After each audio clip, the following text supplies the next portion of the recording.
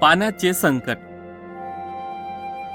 भरपूर वर्षानंतर पृथ्वीवर लोकांची संख्या खूप वाढली. ते माणसं वाईट व खुनी बनत गेले. ते इतके वाईट बनले की परमेश्वराने ठरवले की पाण्याच्या संकटाने त्यांना मारून टाकावे.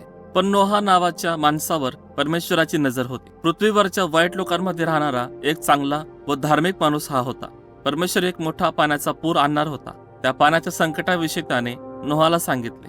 त्याला एक मोठे जहाज बनवायला सांगितले. परमेश्वराने नोहाला 140 मीटर लांब, 23 मीटर रुंद व 13.5 मीटर उंचीचे जहाज बनवायला सांगितले. त्याने नोहाला त्या जहाजमध्ये 3 मजले करायला लावले. भरपूर खोल्या व छत, खिडक्या बनवण्यास सांगितल्या. त्या जहाजीमध्ये नोहा व त्याचा परिवार आणि पृथ्वीवरचे प्रत्येक जातीचे जनावरे संकटापासून लांब राहणार होते.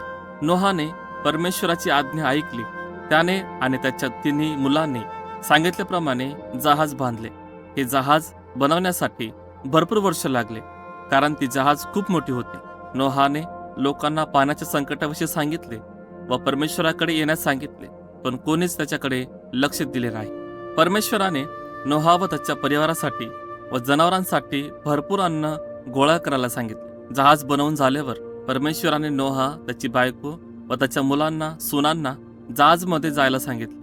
ते एकूण 8 जण होते. परमेश्वराने नोहाकडे प्रत्येक प्रकारच्या जनावरांचे जोडे, नर व मादी असे पाठवले, अशासाठी की त्यांनी जहाजमध्ये जावे व पाण्याच्या संकटापासून ते वाचावे. परमेश्वराने जाती जातीच्या जनावरांचे 7 नर व 7 माद्या पाठवल्या. त्यांचा उपयोग अर्पण करण्यासाठी होणार होता.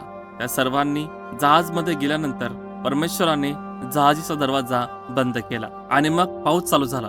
पाऊस आणि पाऊस. 40 दिवस आणि 40 रात्र पाऊस चालूच होता. पृथ्वी खाली पाण्याचे झरे मोकळे झाले व पाणी खूप वाहू लागले. सर्व पृथ्वी पाण्याने भरून गेली व त्याच्याने सर्व डोंगर पण बुडाले. जहाजातील माणसे व जनावरे सोडून जहाजाच्या बाहेर जमिनीवर असलेले सर्व काही पाण्याने भरून गेले. जहाज पाण्यावर तरंगत होते व जहाजीमधले सर्व बुडण्यापासून सुरक्षित होते. पाऊस थांबल्यावर जहाज 5 महिने पाण्यावर होते व तेव्हापासून पाणी कमी होत गेले.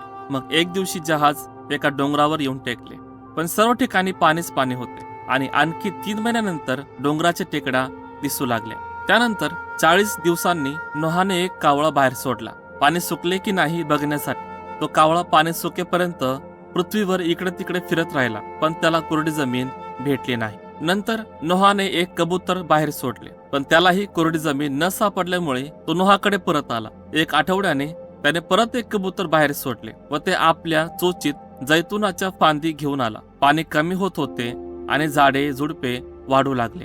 नोहाने आणखी 1 आठवड्याने तिसऱ्यांदा कबुतराला बाहेर सोडले. त्याला उतरण्यासाठी जागा मिळाली म्हणून ते परत वापस आले नाही. पाणी कमी होत होते.